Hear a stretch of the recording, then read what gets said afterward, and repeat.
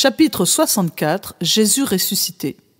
La tribune romaine titre « Un week-end à Golgotha ».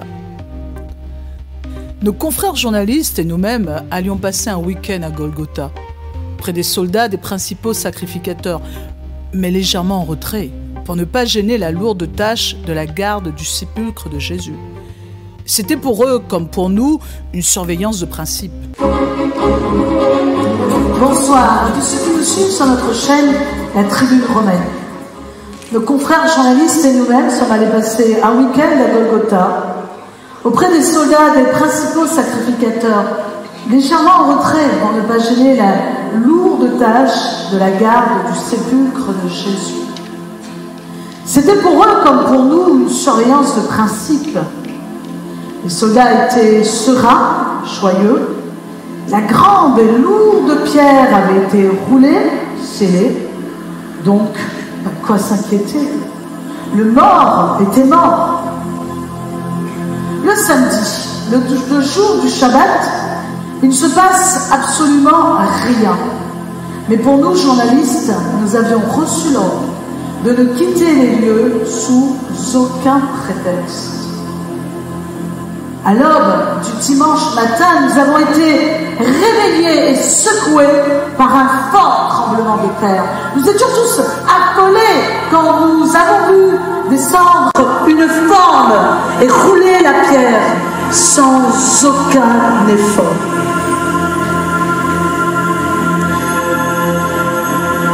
Marie de Magdala et les autres Maries qui étaient venues voir le sépulcre pour embaumer Jésus sont comme foudroyées de peur lorsqu'elles aperçoivent ces anges.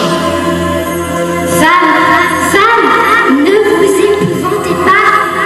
Pourquoi cherchez-vous Jésus de Nazareth qui a été crucifié? Il vous l'avait dit lorsqu'il était au milieu de vous. Voici le lieu où il a été mis. Mais il n'est point ici. Il est ressuscité.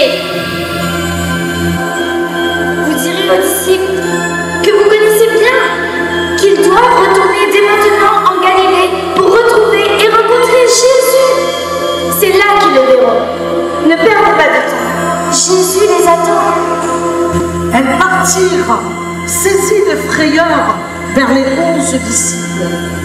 Les disciples eurent énormément de mal à croire ces femmes, car ils pensaient qu'elles avaient rêvé.